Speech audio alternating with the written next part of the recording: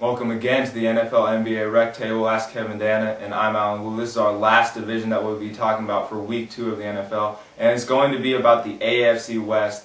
Of course, the big news out of here, the controversy involving the San Diego-Denver game. Alright, there's not much more that we can say about it. The officials blew those calls. First the one with the replay not working, and then that second one with the fumble. There's not much to say about that. Sorry, San Diego, you guys got jobbed. But looking at what happened on the field, Kevin, the Denver Broncos are now 2-0. Do you think that they're the team to beat in this division?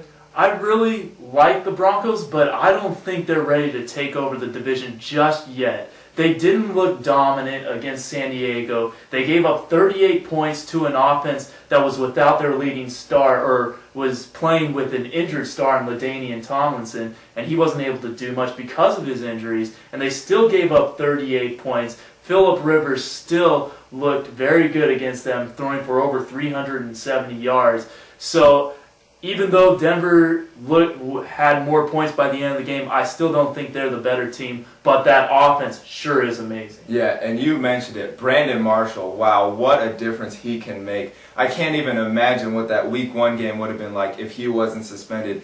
18 catches, 166 yards, 1 touchdown in the game. 10 of those catches, over 100 of those yards in the first half alone. So him coming back was a big deal. But the big thing for me was that Denver offense with the running backs, the running game. They had 3 running backs over 4 yards a carry. They still haven't figured out who is their number 1. But they have a pretty good committee going there. Those 3 running backs, of course, getting 139 yards in the game. And Tony Scheffler, their tight end, looked really good to me. He had that big 70-yard reception against the Raiders in Week 1. Catches 6 balls here for 64 yards and 2 touchdowns against the Chargers. So he could be a definite weapon for them in that Broncos offense, which looks like it has the makings of being one of the best in the league. But on the flip side, the San Diego offense looks right there too. Oh, definitely. I mentioned Phillip Rivers earlier in his stats in this game. Also, Darren Sproles looked amazing, in addition to that 103-yard kickoff return for a touchdown that he had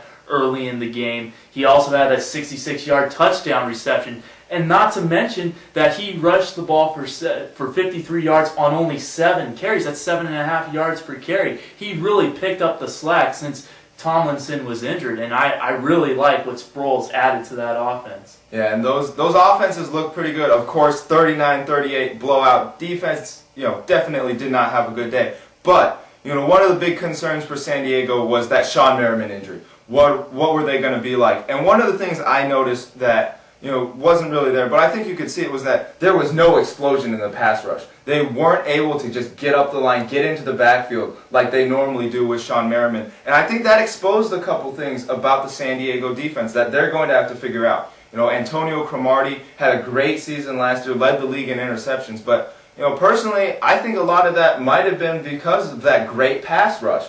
They're rushing quarterbacks, forcing them into bad decisions, throwing the ball up a little bit, because he absolutely got torched by Brandon Marshall in that game yesterday. And so they're going to have to figure out on that defense how they're going to account for Merriman's injury, because as it stands right now, they're definitely not the same defense that they used to be. But looking at this other game in the AFC West, another divisional game, and it was almost like Raiders-Broncos from a week ago all over again, just with different teams. This time the Raiders blowing out the Chiefs at home and just embarrassing the Chiefs. So Kansas City now, what do they need to do to try and get themselves better? Well, there are a lot of problems with that team, but it all starts with figuring out who their quarterback's going to be. Now, Brody Croyle is out for the next month, but they can't do this quarterback by committee kind of thing. It doesn't work. It takes away the confidence of their quarterbacks who they are playing, especially when 2 of them are rookies with Higgins and Tyler Thigpen, and you can't, or with little experience at the very least, and you can't expect to have 2 quarterbacks who have very little experience, come in and play well and then just get yanked out and expect them to have their confidence completely intact, and it showed last Sunday against Oakland. Yeah, I think they'll have to figure out. Apparently Damon Heward got injured, but that didn't get reported until really late in the game, so that was a little confusing. But they need to get him healthy at the very least. But I think the other thing for them is they got to figure out what's wrong with their running game. Larry Johnson, he's been a little vocal complaining about how he's being phased out, but if they're going to try and compete at all, they need to start getting him the ball again and really, really, really quickly. But the biggest thing for them, I think, this defense. There's a big youth movement right now. They're definitely rebuilding in Kansas City, but they were not able to stop the run at all against the Raiders. No, definitely not. 15 rookies overall on that Kansas City roster, and a good portion of those are on the defensive side of the football. But you mentioned the run defense was non-existent. Darren McFadden over 160 yards rushing. Michael Bush 90 yards. Most of those coming in the second half, and Justin Fargas, until he got injured, was really running very well against the Kansas City Chiefs. That run defense has a lot of problems, but they were going up against one of the best rushing attacks in all football. Yeah, the Raiders had a little bit of an off game. Well, everything about the Raiders was off in that first week, but they came back in full force this week. Kansas City's got to do the same in the future, but that running game was finally all that it was built up to be, but they need Fargas back healthy. If he's really injured, it could hurt this team in the long run, because I think part of what makes it great is you have so many different backs that you can get there. Granted, McFadden looked good, Bush looked good as well, but they had some young sort of rookie problems, both of them coughing the ball up, even if one was a little bit of a fluke. Either way, got to secure the football here in the NFL. But one of the things for me was looking at that Raiders offense. The running game, that's fine, they're clicking again, but Jamarcus Russell's still not there yet. Came out, looked really kind of jittery. Rich Gannon mentioned it on the broadcast for CBS, how he wasn't setting his feet, wasn't taking his time early in the first half. Granted, he looked a little better in the second half once the game was sort of put away. The Chiefs weren't really threatening that much anymore. He came out, made a couple good throws, but he needs to step it up. But at the same time, his first road start as a starter, he's still pretty much a rookie, and you got to look at it with baby steps with him. Yeah, and the big thing for me is he didn't turn the ball over against Kansas City. No, he still hasn't thrown an interception this season. And yeah, he was only 6 of 17 for 55 yards, but he did complete his last 3 passes.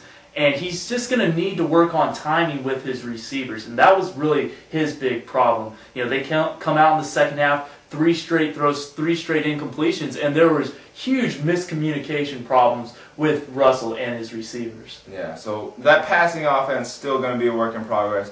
The defense for the Raiders, of course, came out finally. Maybe they need to have a coaching issue every week, have Rob Ryan come out and just blow off against the media, but they came up and stepped up against this Chiefs team. But, the two of these teams, the Raiders and the Chiefs, really just still battling it out at the bottom of this division, but we'll have to see how it goes within this AFC West. All right, so normally we'd be saying tune in next time, but unfortunately, Kevin and I got to start back at school, and we go to school across the country from each other, so we won't be able to do this up until Christmas break. But if we find any way to keep something like this going, we'll let you guys know. Thanks all of you for watching what we've put up and all of your comments. Thanks especially to those people who subscribe to our videos.